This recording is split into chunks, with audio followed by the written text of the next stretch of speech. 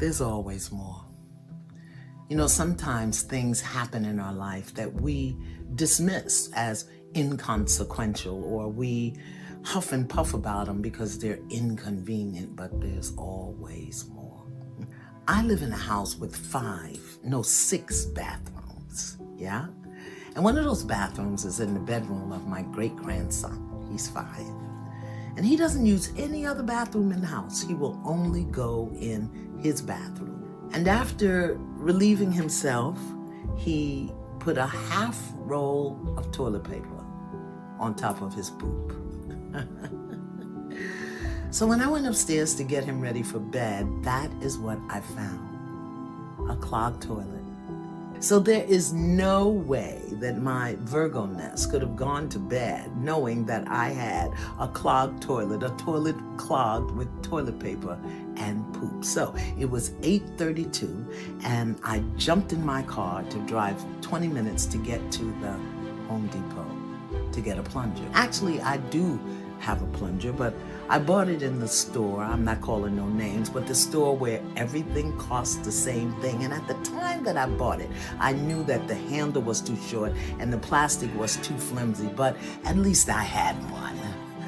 How many times do we accept what's available rather than going for what we really need or want? Because there's always more.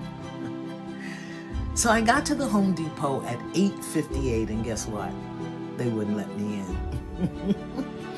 So because I live off a country road, I jumped back in the car and drove 20 minutes further up the road to get to a bigger store that has more plungers. Got my plunger, thought I was getting away easy, and got into the parking lot where I met 2 women who loved me and wanted to talk to me and wanted to tell me their story.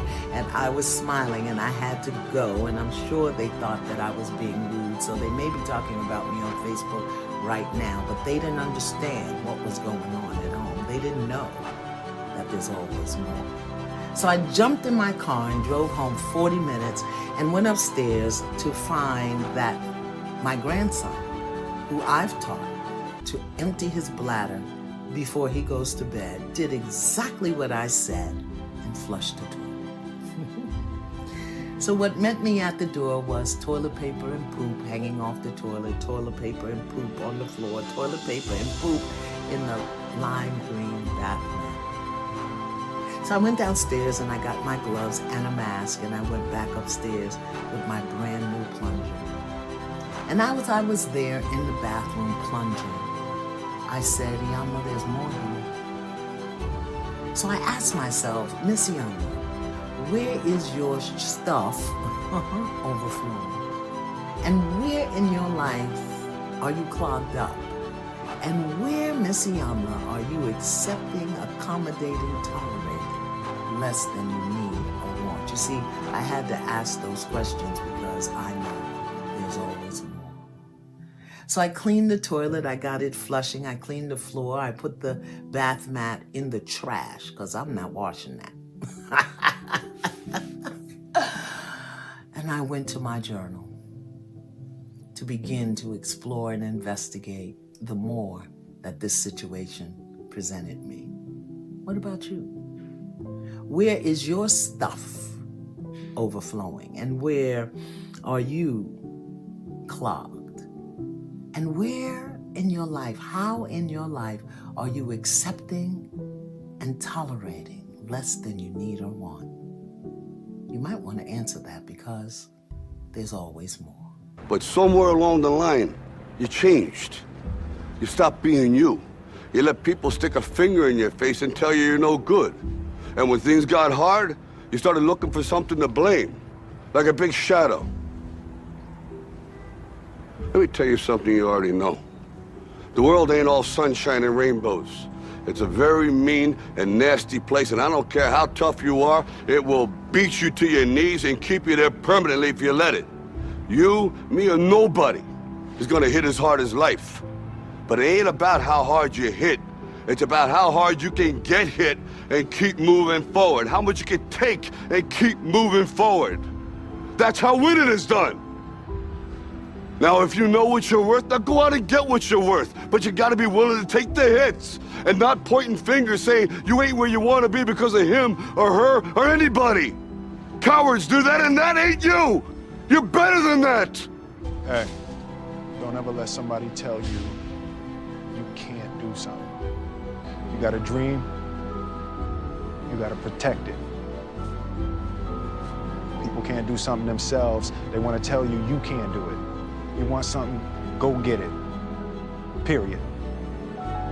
Where you guys are, everybody gonna be trying to give 100. So you gotta go 120, right? When I tell you motivation is life, when I tell you that I need you to, next 100 days, I need you to stay plugged in, right? Because the days you're not plugged in are the days you don't get 120.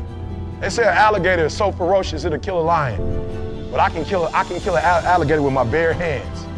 Little old E.T., how? They say when you want to kill an alligator, you kill it right after it eats. Because right after it eats, it gets satisfied. And it goes to a state like it's almost paralyzed. Some of y'all in this room, are you paralyzed? You had a little success? You done what nobody else in your family has done and now you chilling? Come on, you ain't hungry no more? Next 100, I need you to stay focused. Why? You should still be hungry. What have you eaten that's got you satisfied? What have you done? What have you accomplished that got you so full? I'm a contender, but the next 100 gonna change my life. It's gonna change this world. We're ordinary people doing extraordinary things. If that's you and you feeling me, just say I can. I will. I will. Yeah, I must. I must. All right, come on. I want to put some context into it. I want to put some context. They sent my mother-in-law home 8 years ago. The cancer metastasized throughout her whole body. They're like, it ain't nothing we can do for you. Go home, spend time with your family. And people was like, yep, that's it for her. She said, it's not it for me. And they said, what do you mean it's not over for you? The doctor said, she said, I don't care nothing about a doctor. I got to see my grandson graduate from high school. He's a junior now at Michigan State University. She said, I got to see my granddaughter graduate, and my only 2 grandkids. I got to see my granddaughter graduate from high school, and she graduates in June. She said, after that, I might die. But up until then, I ain't going nowhere. Are you hearing what I'm telling you? And what we said to each other is, I can get through this. I will get through this. I must get through this. So I just need you to think about 3 people in your family that you love. 3 people. 3 people that you love. 3 people. You got them? They there? You got them? This is what I need you to do for me. Because some of you have a hard time staying motivated for a straight 100 days. So what I need you to do for me is I need you to think about those people every day when you're doing what you're doing.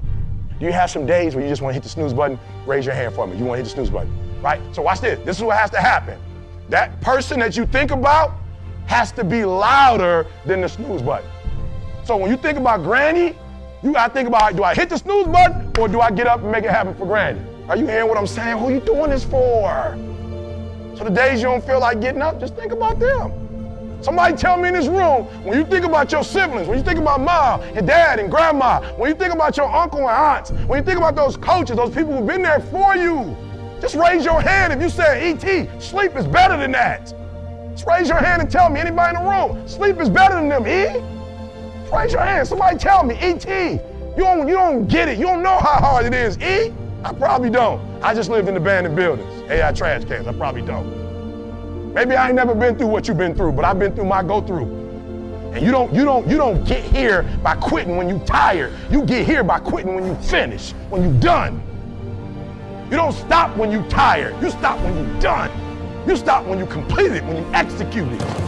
Execution is worship. And so I execute for my mom. I execute for my grandma. I execute for my sister. I execute for those kids in the hood who looking for a role model. That's why I wear the hat with a PhD. That's why I wear the J's.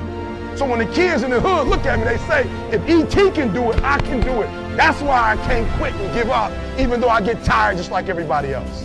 Why? Because this is what I do. This is my lane. This is your lane. You gotta murder it.